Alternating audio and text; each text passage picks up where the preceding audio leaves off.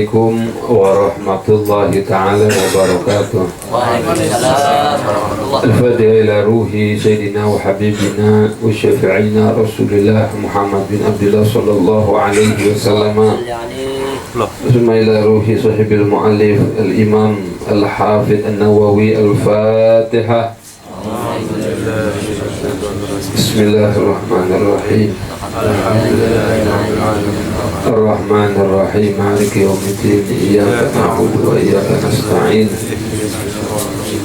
Shiratal ladzina an'amta 'alaihim ghairil maghdubi 'alaihim. Bismillahirrahmanirrahim. Alhamdulillahi rabbil alamin wa bihi nasta'in ala umurid dunya waddin.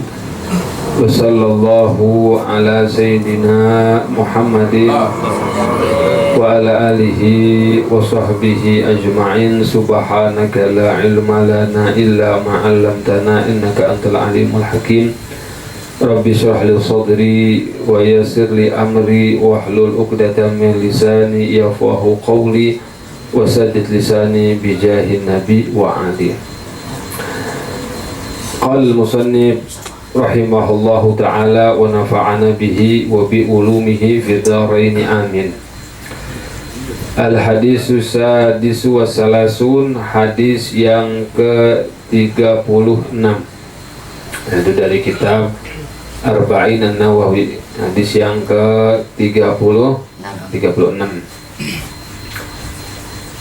An Abi Hurairah radhiyallahu anhu, dari sahabat Abi Hurairah,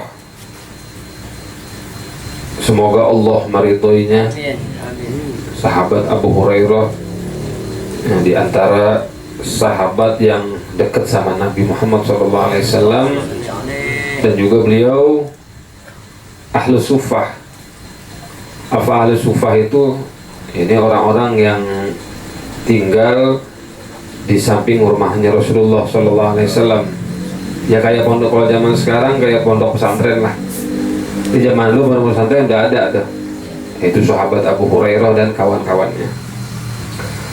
Sahabat Abu Hurairah ini masuk Islam memang terlambat, agak terlambat. Beliau tahun ke-7 Hijriah. Tapi beliau selalu mendampingi Nabi Muhammad. Kemana Nabi Muhammad duduk, pasti situ ada sahabat Abu Hurairah. Makanya meskipun beliau masuk Islamnya terlambat, tapi beliau paling banyak meriwayatkan hadis, karena kemana-mana sama Nabi Muhammad SAW. Dan beliau juga dapat doa dari Nabi, dapat doa khusus dari Nabi Muhammad SAW agar beliau punya hafalan itu kuat. Jadi beliau sekali dengar hadis dari Nabi langsung ingat. Gitu, enak gak begitu? Kalau kita kan sekali dengar lupa mulu, ya kan? Emang otak kita udah apa namanya? Udah nggak murni lagi gitu. Susah buat hafalan.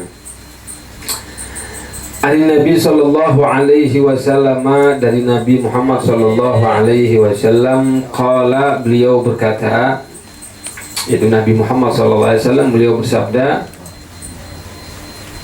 man nafasa an mu'minin kurbatan min kurabid dunya nafasallahu anhu kurbatan min kurabi yaumal qiyamah. Barang siapa yang meringankan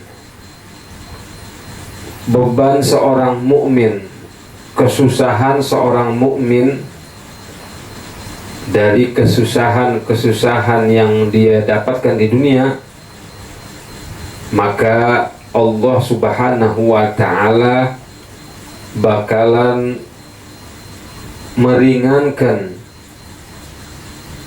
darinya kesusahan daripada kesusahan di hari kiamat. Jadinya kalau kita ingin nanti di yaumil kiamah itu kita mendapatkan kelas VVIP, ingin mendapatkan kelas yang yang enak, beda dah sama orang-orang lain gitu. Nah, maka kita perbanyak tuh meringankan beban seorang mukmin. Jadi kalau orang mukmin, jadi orang nih kalau senang ngegirangin orang mukmin, nah itu nanti dia di yaumil kiamah bakalan digirangin sama Allah. Jadi dia suka tuh meringankan beban orang yang susah. Dia lihat orang nih, orang kalau jalan dia nendangin botol aqua mulu nih. Oh berarti nggak punya duit tuh. Sini. Nih pegang cepet nih, ya kan? Kita kan tahu ya, orang kalau susah juga mukanya juga ketahuan. Pakai peci miring, ini kayaknya nggak punya rokok nih. Kasih. Atau mungkin dia lagi nggak punya duit, nggak punya beras. Nah, di antara cara untuk kita mendapatkan keringanan dari kesusahan yang luar biasa di yaumil kiamah, yaitu apa? Nah, kita di dunia itu membantu meringankan beban orang mukmin. Jadi di yaumil kiamah nanti itu kan banyak huru hara yang luar biasa. Nanti kalau orang yang suka bantu kesusahan orang mukmin, dia itu merasakan berbeda sama orang-orang lain. Yang harusnya yaumil kiamah itu mencekam, tapi bagi dirinya enggak, gitu. Sampai kapan? Sampai nanti terus dia penghujungnya dia masuk ke dalam surganya Allah Subhanahu wa ta'ala. Jadi dia tidak merasakan seperti apa yang dirasakan orang-orang lain. Tuh orang yang suka apa? Membantu meringankan beban orang mukmin. Makanya kalau ada orang mukmin susah dibantu, sebisa mungkin. Ini orang mungkin ente apa ahli apa nih? Ente ahli hukum misalnya. Ada saudara kita terlibat hukum yang nggak jelas, dibantu saudara kita. Ya pokoknya di bidang kita masing-masing kita bantu deh. Itu manusia, orang yang beriman kita bantu dengan harapan apa? Mudah-mudahan nanti di yaumil kiamah Allah meringankan beban-beban kita dari apa? Dari huru hara yang mencekam di yaumil kiamah. Jadi kita dibangkitkan dari kubur, kita mendapatkan kelas apa? Kelas yang enak, yang gampang. Di VIP langsung masuk ke dalam surga. Nggak merasakan panas, nggak merasakan kegelapan yang serem. Ya karena jangankan, kalau dalam hadis lain kan jangankan membantu seorang mukmin, membantu seekor anjing. Sebutkan dalam Sahih Bukhari kan, seorang perempuan yang nggak benar, artinya perempuan Bani Israel, perempuan pelacur bahkan. Ketika dia punya rahmah, dia lihat tuh anjing mau apa? Kehausan.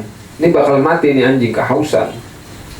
Dia turun ke dalam sumur, dia bawa air dengan slopnya itu, sepatunya, dia kasih minum tuh anjing karena rahmatnya. Artinya jangankan kita bantu jangankan kita meringankan beban seorang mukmin.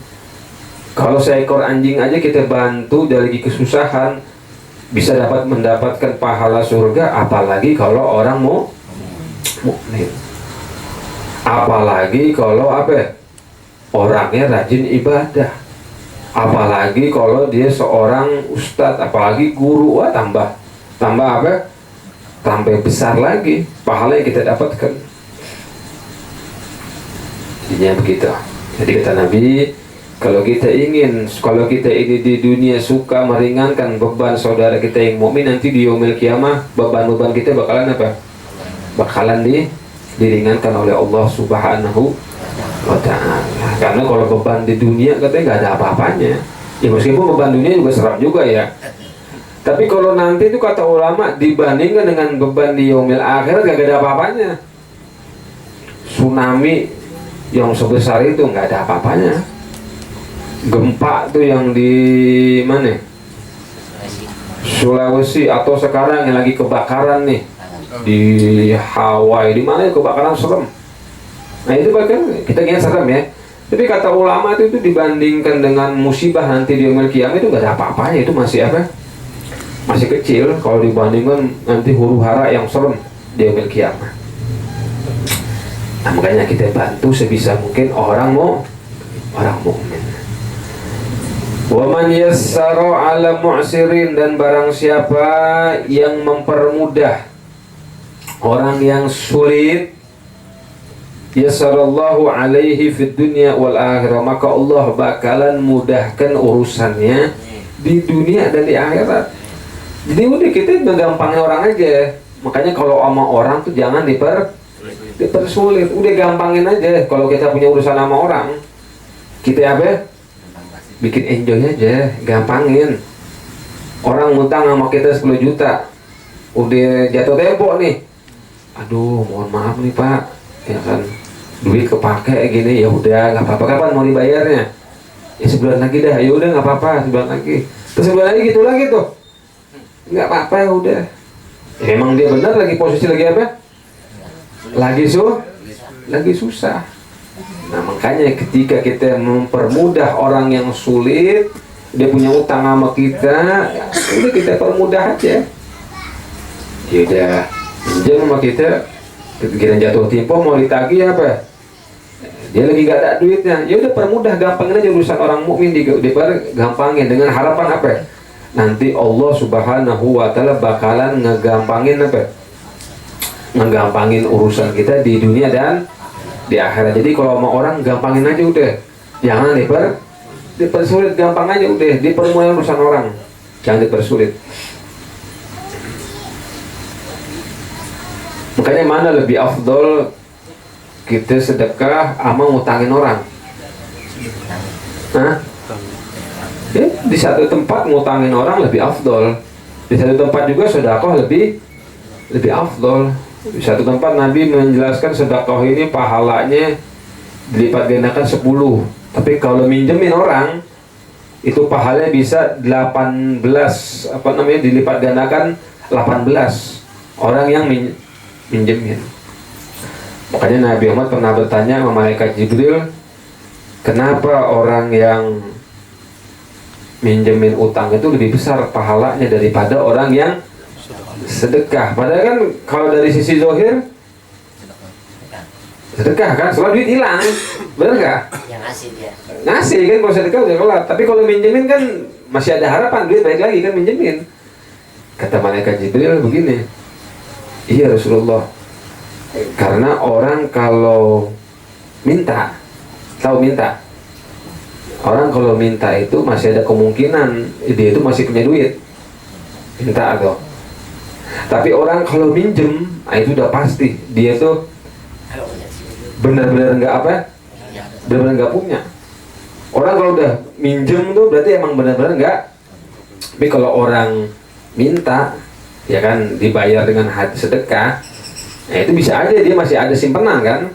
Tapi kalau orang benar-benar minjem, bisa minjem dah, berarti benar-benar tuh dia emang nggak punya duit. Wa man satara musliman satarallahu fid dunya wal akhirah, dan barang siapa yang menutup aib orang Islam, maka Allah Subhanahu wa Ta'ala bakalan menutup aibnya di dunia dan di akhirat. Kita kalau ngeliat saudara, kalau ngeliat adik, teman, tetangga punya aib, ditutup aibnya, tutup. Jadi orang kalau menutup aib orang Islam, maka dia bakal apa? Ditutup aibnya sama Allah. Ya, ini jangan diumbar-umbar aib orang, apalagi aib suami, jangan tuh. Biar kata udah nggak ada hubungan lagi, nggak boleh diumbar-umbar aibnya. Aib suaminya begini. Si suami ngumbar lagi aib istrinya, ya nggak bisa sudah begitu. Nah berarti di sini apa? Dia udah keluar dari ajaran Nabi kita Muhammad SAW. Berarti ini udah keluar dari jalannya Rasulullah SAW. Sedangkan jalan Nabi Muhammad itu apa ya? Jalannya Rasulullah SAW yang diajarkan kepada umatnya apa? Untuk menutup aib orang Islam. Jadi kalau kita tahu ada aib saudara kita, ada aib tetangga kita, kita tutup. Jangan apa? Kita jaga nih mulut kita. Jangan kita sebarkan. Ntar kalau disebarkan, maka aib kita juga nanti bakalan apa? Bakalan dibongkar sama Allah Subhanahu wa Ta'ala. Nah kalau kita menutup aib saudara kita, tahu nih orang punya aib, dia tutup mulut kita. Nanti kita punya aib itu, kita kan punya aib semuanya kan?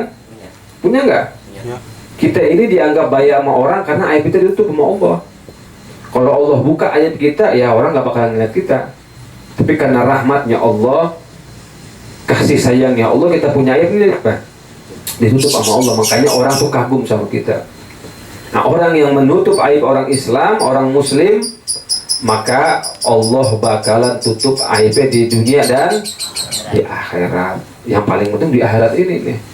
Jadi rekaman kita tuh yang buruk-buruk, kan ada rekaman semuanya tuh, ya kan? Makanya ini HP bagus sekarang nih sebenarnya tanda, biar kita percaya banget gitu. Contoh, bosnya ada rekaman yang asli kapan? Nah, di akhirat rekaman yang nggak ada salahnya tuh. Kalau rekaman dunia kan bisa mati juga HP-nya kan, baterainya bisa habis, terus bisa diedit juga. Apalagi ada aplikasi yang baru nih, apa namanya tuh? Pak Rohadi, aplikasi apa tuh? Apa? Yang bisa orang dirubah-rubah tuh. Apa AI ya aplikasi itu kan? Aplikasi ngedit video, tapi ntar deh. Yang video, yang rekaman yang punya Allah ini udah nggak bisa diedit lagi, karena semua ngerekam. Tanah ngerekam, langit ngerekam, anggota badan kita juga ngerekam semuanya. Nah, nanti yang ada aib-aibnya tuh yang nggak bagus ditutup sama Allah. Kalau apa? Kalau kita itu menutup aib saudara kita yang Muslim, jadi jangan disebarkan. Apalagi lebih bahaya lagi, kita malah apa? Nebar fitnah. Aib orang dibongkar, apalagi kan sekarang zaman medsos, orang gampang untuk menyebar aib orang. Jangan. Kita tutup aib orang, apalagi kalau ada kabar-kabar nggak jelas, udah kita tutup deh, jaga mulut kita, jaga tangan kita dengan harapan apa? Ya Allah, saya berharap mudah-mudahan Engkau tutup aib saya di dunia dan di akhirat. Wallahu fi aunil abdi maka nal abdu fi auni akhihi, dan pertolongan Allah Subhanahu wa taala senantiasa bersama seorang hamba selama seorang hamba tersebut membantu saudaranya. Jadi Allah ini senantiasa menolong kita, membantu kita dalam segala urusan. Selama kapan? Selama kita ini ada bantuan, selama kita ini masih mau membantu saudara kita. Jadi kalau kita suka bantu nih, kita bantu saudara kita dalam hal apapun, kita bantu saudara kita, suka membantu orang, nanti kita lagi susah, Allah bakal bantu kita. Dan itu udah apa? Udah hukum alam kayak gitu. Dan hadis menjelaskan gitu juga. Jadi kalau kita suka bantu orang, maka bakalan dibantu, dibalas sama Allah. Kan banyak ceritanya itu kan. Ada seorang wali Allah tuh, ada seorang habaib tuh, dia kalau ada acara maulid tuh, ada dengar ceritanya, suka ngebantu ngasih aqua. Akhirnya pas meninggal dimandiin pakai aqua. Pas meninggalnya tuh dimandiin pakai air aqua. Zaman waktu itu pas mau dimandiin mayitnya, listrik mati. Ya zaman itu kan nggak kayak sekarang. Kalau listrik mati ya udah sanyo, nggak bisa ada air lagi. Akhirnya Allah kasih kemuliaan apa? Karena dia suka membantu dengan apa? Mengirimkan air aqua, dimandi dengan air, Allah kasih kemuliaan.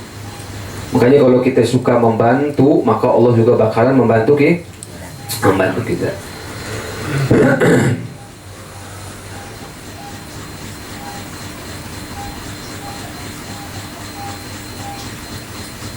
Wa man salaka tariqan yaltamisu fihi ilman, dan barang siapa yang menempuh satu jalan yang dia mencari di jalan tersebut satu ilmu yang bermanfaat, nah kita ini alhamdulillah syukur kepada Allah.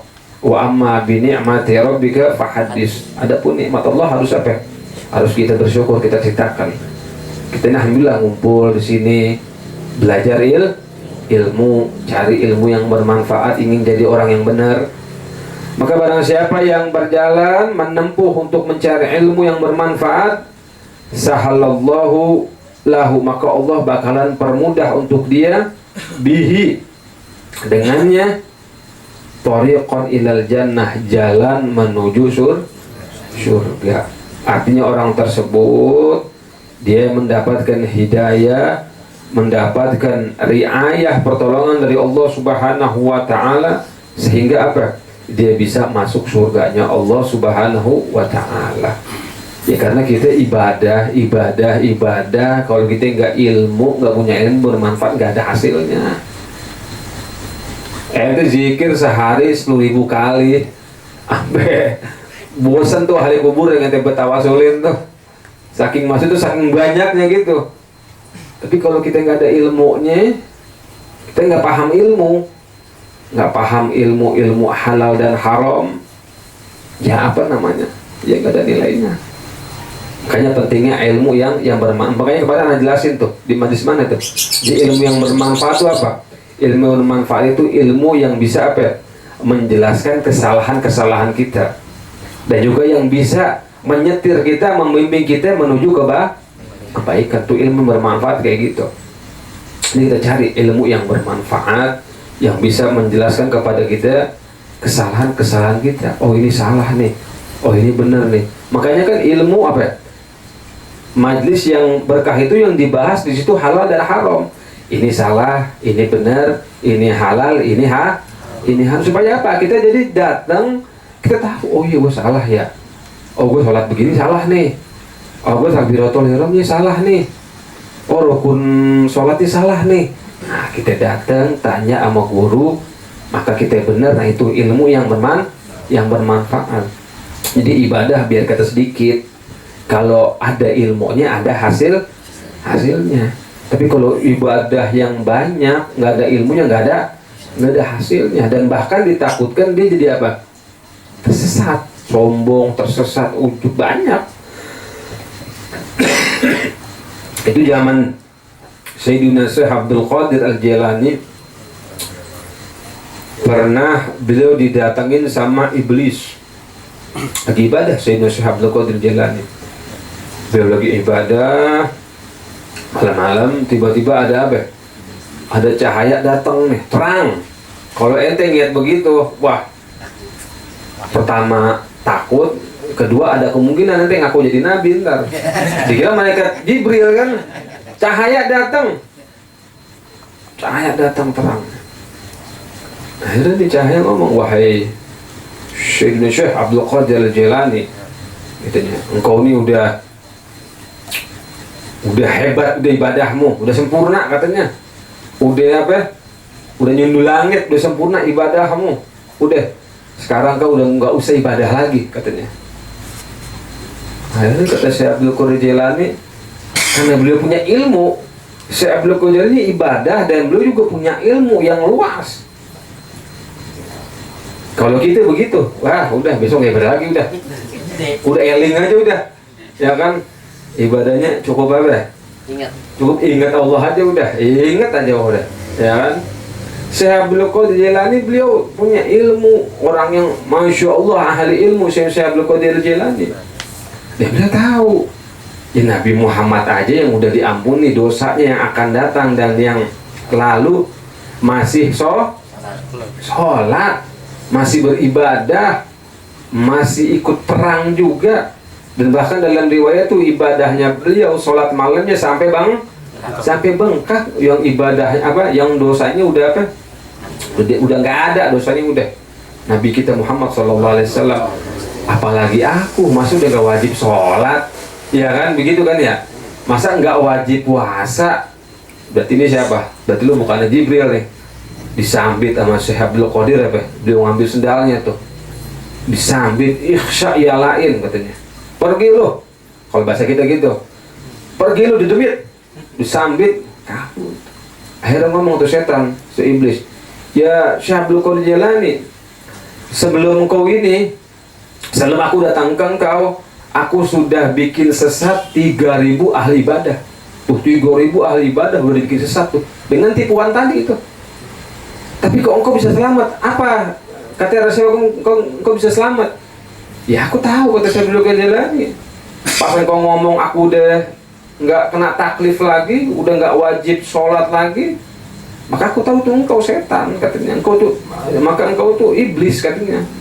Sedangkan Nabi Muhammad aja yang jadi barometer kita, ukuran kita, Nabi Muhammad masih sholat, masih puasa, sallallahu alaihi wasallam. Nah, jadi barang siapa yang menempuh satu jalan untuk mencari ilmu yang bermanfaat, maka Allah bakalan permudah jalan kita menuju surga.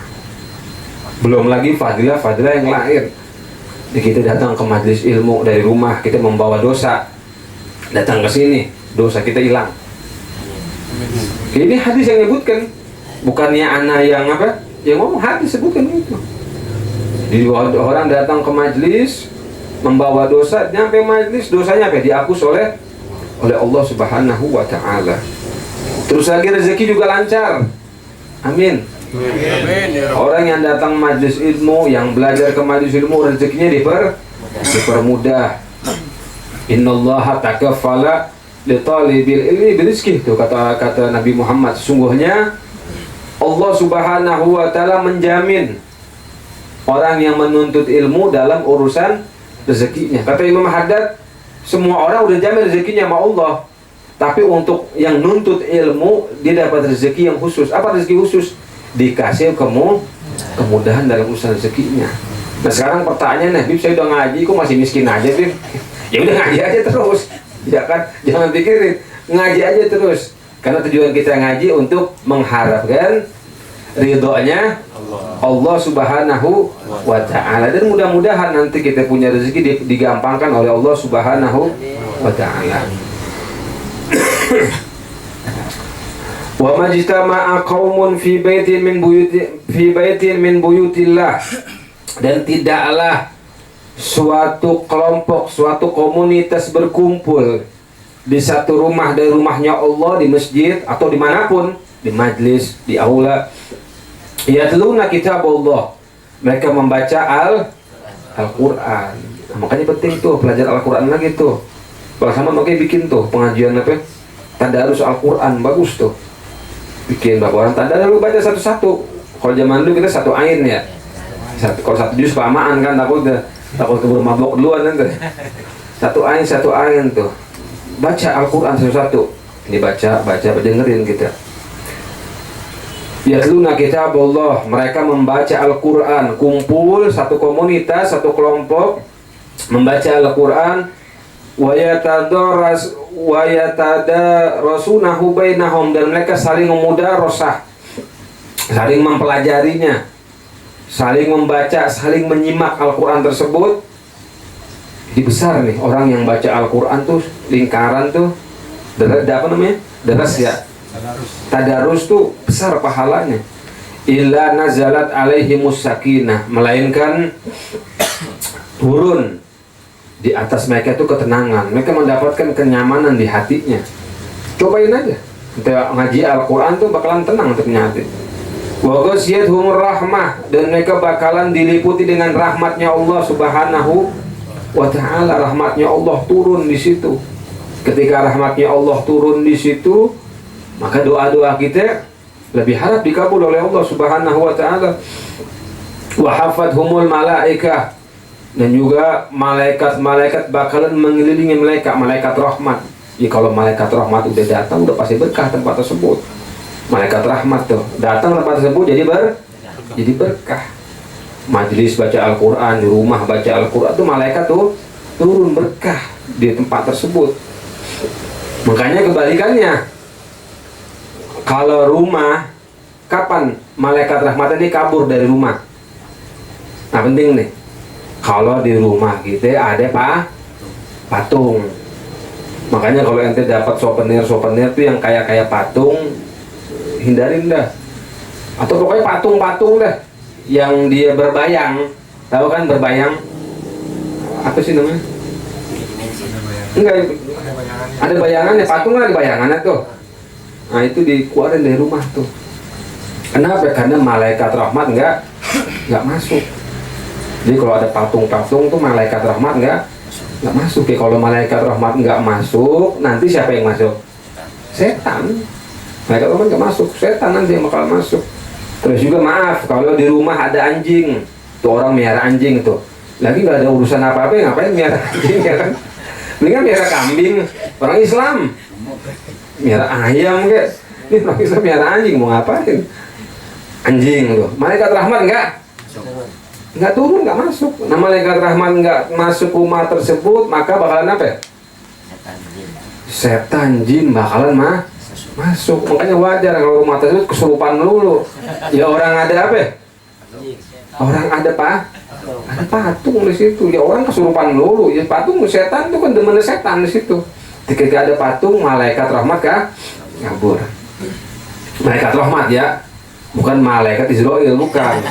Kalau malaikat Israel biar kata ente kerja patung juga di rumah ente. Tetap malaikat Israel mah udah tanggal ente mati ya, mati udah. Ini malaikat rahmat. Wa dzakarahumullahu fi man indah, dan Allah Subhanahu wa taala bakalan menyebut mereka tuh yang tadi yang membaca Al-Qur'an fi man indah, terhadap orang yang di sisi Allah. Maksudnya para malaikat, Allah bangga sama orang yang membaca Al-Quran. Dan masuk kategori membaca Al-Quran ya kita nih belajar ilmu, mempelajari ilmu. Ilmu ini kan sumbernya kemana? Ke Al-Quran. Allah bangga. Jadi Allah membanggakan kepada para malaikat, lihat tuh makhlukku, hamba-hambaku, mereka lagi membaca dibanggakan kita sama Allah Subhanahu wa ta'ala. Itu bagi orang yang membaca Al-Quran. Makanya kita ini lagi nih, kita giatkan lagi nih membaca Al-Quran nih. Kalau bisa bikin tuh halagoh tuh.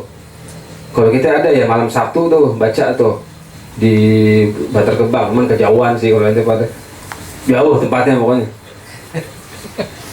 Waman baqa bihi amalu lam yusri bihi nasabuh. Dan barang siapa yang lambat amal solehnya, maksudnya amal solehnya sedikit, kurang amal solehnya sedikit, bekalnya sedikit, lam yusri bihi nasabuh, maka nasabnya dia, kemuliaan nasab dia itu tidak bisa menunjang amal soleh tersebut. Dia nggak bisa, amal solehnya nggak ada, terus dia punya nasab yang mulia, entah itu darah biru, entah itu keturunan Nabi Muhammad, entah itu keturunan sahabat, dan gak bisa nih nasabnya dia itu diandalkan ketika apa? Untuk menjadikan dia orang yang dekat di sisi Allah Subhanahu wa ta'ala. Jadi nasab ini cuma bisa menjadi penunjang kalau apa? Kalau didasari takwa. Jadi kalau orang yang punya nasab baik aja, kalau amalnya sedikit, nggak bisa tuh nasabnya itu menjadi apa? Membikin amalnya dia menjadi hebat. Apalagi kalau orang yang nggak punya nasab, lebih parah lagi begitu. Karena kan kita hidup di dunia ini, Allah perintahkan kita untuk apa diantaranya? Suruh kita untuk apa? Iya, untuk beribadah. Kita untuk mencari bekal sebanyak-banyaknya. Kita disuruh sama Allah nih hidup di dunia untuk mencari bekal amal soleh sebanyak-banyaknya. Untuk apa? Untuk kita bawa nanti ke apa? Ke negeri akhirat. Rawahu bihadzal lafzi Muslimun wallahu a'lam bis-shawab. Subhanakallahumma wa bihamdika asyhadu an la ilaha illa anta astaghfiruka wa atubu ilaik. Wa sallallahu ala sayyidina Muhammadin wa ala alihi wasallam walhamdulillahi rabbil alamin.